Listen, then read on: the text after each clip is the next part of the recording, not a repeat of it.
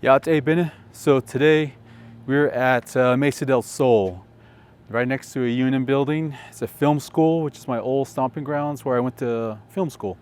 And behind me is the door that you would see on the movie Avengers. And then there's a bridge up here where you will see what happened in the movie Avengers, which is 2012.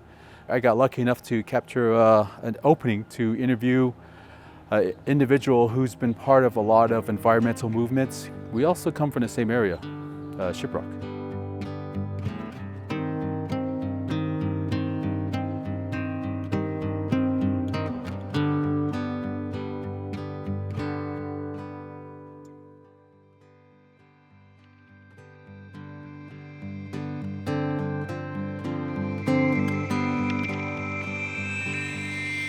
And then afterwards, you can just talk to me. Okay. All right, she Eleanor Smith in she not of net chin slank ani bashes chin she dash chedo she dash nala is sunshla isans was net nasha. I'm originally from Islas, Arizona. Currently reside in Red Mesa, Utah. We raise our family in Shiprock, New Mexico, so I'm from all around that Four Corners area. Oh, cool. Yeah. All right. And then I see you have a name tag. So what association are you affiliated with? I am a community organizer with To Nizhoni Ani, which translates to Sacred Water Speaks, which was born, it's a nonprofit environmental organization that was born from Black Mesa and what happened there, all of the environmental justices that happened there to protect the water, the land, the air. And it was founded in 2000 by Nicole Horseherder and still thrives to this day, protecting Navajo against all of this environmental injustice that we've been, it's been 100 years of that now. Yeah, So, at least. I was born in Monument Valley, Utah, Gouldings actually, at the Gouldings Hospital. And my dad worked construction as we were growing up. So wherever he worked, that's pretty much where we lived. And at the time, I think we were living with my grandma and grandpa. I don't know if you remember Sam Holiday. He was one of our code talkers. And so we used to live with them for a bit, and that's why I was born out there at the hospital. But yeah, and then growing up, mostly was in Islas, Arizona, which is where my dad is from. My mom is originally from Black Mesa, Denebit area, and so they met at Chemawa Indian School. Okay. And so they raised their family mostly on the res. They started out there in Chemawa and Seattle area. My dad actually helped build the Space Needle. So, Really? That's cool. Well, yeah. with me being construction, that is a Yeah. magnificent feat. That's cool. Right. Yeah. So So then my mom's the one that was, wanting to move back to the res. She got homesick, and so after they had my older brother and sister, then they moved back to the res. And so that's where we lived, just everywhere on the res, here and there, wherever my dad, worked construction. Did a lot of moving around growing up. And then in high school, I went to Shiprock High School for a bit.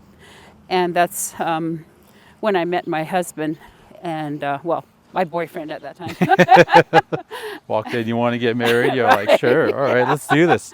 Right. Want to spend decades together? Let's do this. Yeah, we were young, and but we started our family, and this past August, we celebrated 42 years. Oh, So, wow, congrats. That's a magnificent feat. Yeah. So 6 kids later, and we had one adopted son, so actually 7. And then they're all grown. They have their own families, and we're empty nesters now. How does it feel? It's nice because, we started out so young, so we're still young, and we're still, and then we're able to do things that we want to do now. Yeah. He's retired, and I'm semi-retired. I'm still working part-time with TNA, and then, but yeah, I went to school, as my kids were growing up, of course, I was working and going to school, going to college. Yeah. And it wasn't until we became empty nesters that I finally returned to college full time and finished my master's degree at home in the middle of the in the middle of the pandemic, in the middle of nowhere, out at Red Mesa at our ranch, and I got my master's there, and so just enjoying life and working and taking care of my parents now too, helping with that and taking care of our children, grandchildren, spending time with them as much as we can. Yeah. Just enjoying life. Life is too short. Yeah, definitely. What do you have your degrees in? So my associates, which was at Diné, well, now it's Diné College. Back then it used to be NCC. I got my business management degree. And then my bachelor's was actually in liberal arts with an emphasis in education. By the time I did my master's, I just decided to stick with that multilinguistic and multicultural education.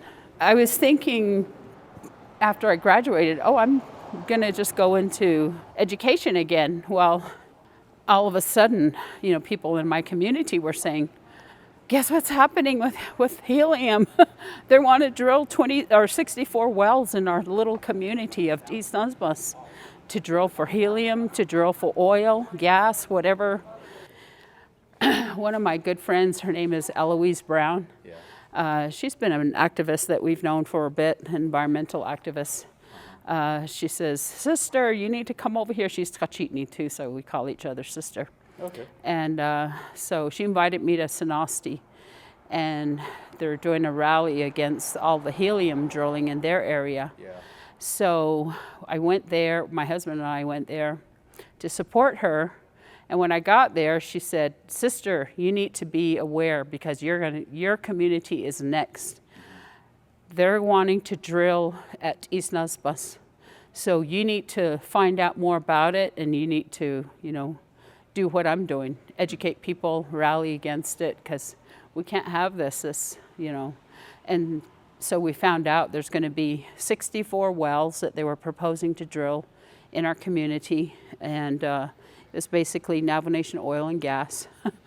And so actually that's the Navajo Nation was behind pushing to do the helium drilling. Was there other companies they were partnering with, or was it just all Navajo Energy? Intech, one of our Navajo enterprises, and then there's other companies. Navajo enterprise, right? And then they work with these other companies, and so there were several other non-Navajo companies that were involved in that, and so.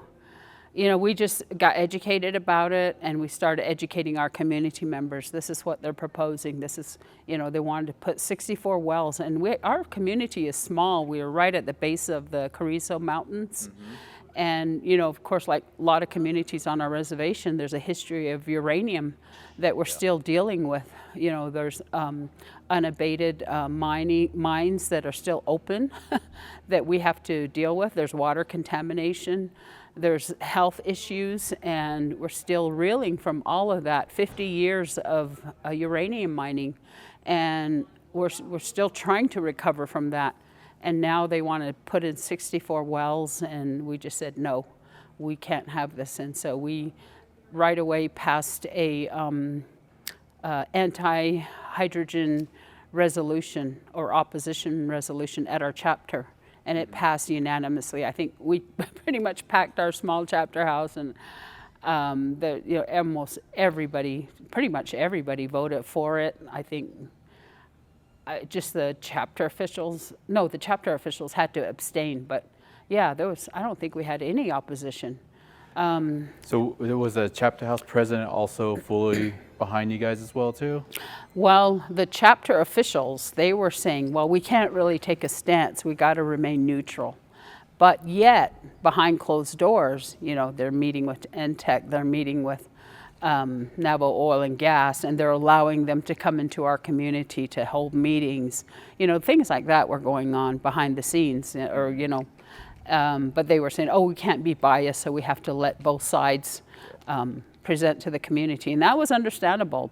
You hear the the rumblings in the community. Oh, we saw so and so over there having lunch with whoever, or courting them, inviting them into the chapter, or whatever. So are those officials still in office now, or? Pretty much, yeah. I think our chapter president is running for another term, and he's running unopposed, actually. We just have to steer him in the right direction, and he needs to listen to what the community wants and not what he wants. Well, that's what leaders do. Yep. Right. That year, and I believe that was the last year that Jonathan Nez, our Navajo Nation president, was in office. So we had pressured them so much. I mean, we did op-eds in the newspapers. We did a petition drive. We even held an environmental conference that fall that was attended by over 200 people. I mean, we just did all kinds of community organizing against this. And the legislation went before council, and the council passed it. And then when it got to Jonathan Nez's desk, we had pressured him by that time so much, and the council. But he just, he was looking, I think, more at his re-election. So he just vetoed that legislation. And so that's how it was defeated, the helium. We had a victory there, but it didn't last long because then they started going after hydrogen. He told his wife, I want our children to learn English only. I don't want our children to learn Navajo. Do you know any relationship between California and the Navajo Nation by any chance? Well, there's that whole,